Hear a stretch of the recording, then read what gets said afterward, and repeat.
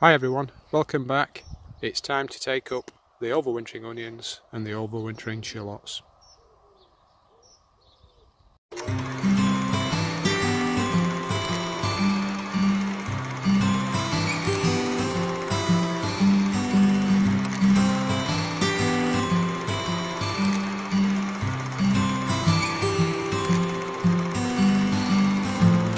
Well, I've just taken up the first bunch of shallots, and the variety, as I've mentioned before, is Germore, and I have to say I'm over the moon. I can't believe how big they are. I didn't realise they were quite so big, because when you look at the tops, they're sort of 2/3 buried. You don't think they're very big, but they're wonderful and lovely and firm and clean. But obviously the really prolonged warm weather's helped, and they're not going to need much in the way of drying out. The roots are dry already.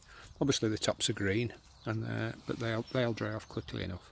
So that's the first bunch. There are 6 in that one, and I think I might have another 20 or so. So that's well over 100 tiny onions. So we'll come back when I've got them all up. I've got one basket here, but I think I might need another one. Catch you in a bit. And that's the onions up, and that's our harvest for 2018 of the overwintered onions planted back in September of 2017.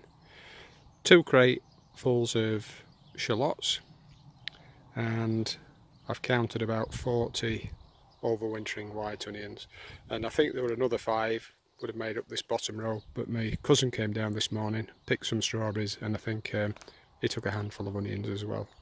And they're really lovely onions. As you can see, if I put my hands down at the side, they're all a fabulous size. Beautiful.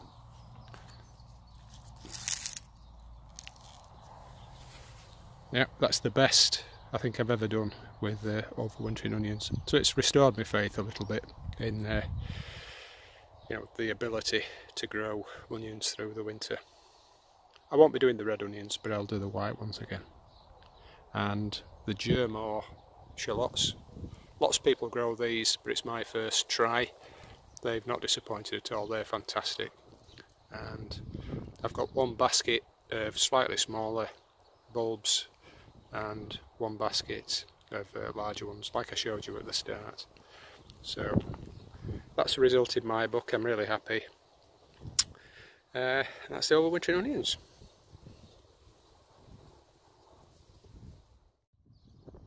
Well, it's that time of the year again.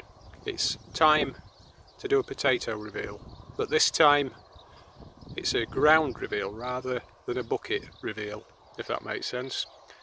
I've eaten the potatoes in most of my pots in the greenhouse, and I've got one hanging on, and I will do a reveal of that later in the season when the tops die back, because it's a main crop variety. But these in front of us, these are on the second allotment, and we've got 3 different varieties: Charlotte, Kestrel and Pentland Javelin. And you can see that I think these are the Charlotte. The Charlotte have been in flower for some time. If anything, I think the flowers are starting to go over, and as soon as the flowers come you can start picking. Well, that's the theory anyway. Now for the practice. Let's see what we get from the first root. And this is the haul, if we could call it that. I don't think we can really, given that it's not 1 root that, but 2. These were planted 10 weeks ago, and the first 2 weeks were wet, and I guess the ground stayed wet for another couple of weeks. But notwithstanding the fact that we've had 7 or 8 weeks of really fine weather, really great weather, lots of sun, long days, the potatoes are still only tiny. I mean, that's okay, but most of them are little, aren't they? But we need the potatoes. I've been eating potatoes out of the pots, as I mentioned, and they were bigger than this. They were all that size or bigger, but there weren't very many of them. So the pots were better than the potatoes in the ground, but then the pots were planted up with potatoes a month earlier. But this shows us, I guess, that it's not just sun that you need water as well. And these potatoes here have not been watered at all since they were planted. And you can see about 2/3 of them are in flower, and the theory goes when they're in flower, early potatoes, you can start and pick your potatoes, and that's true. It's proven to be true, but without rain as well as sun, your yield's going to be a lot lower. But the positive thing is there are lots of potatoes there. They just need another 2 or 3 weeks to grow on. But we're going to eat these potatoes this weekend, and probably in the middle of the week I'll take another 1 or 2, because we've got plenty to go at. As I said earlier, we've got a bed here with about 10 rows of potatoes, a bed that's sized 20 feet by 12 feet.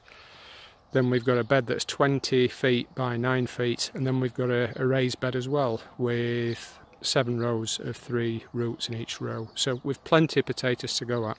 So it makes absolutely no sense just to leave these in the ground, even when they're only this size.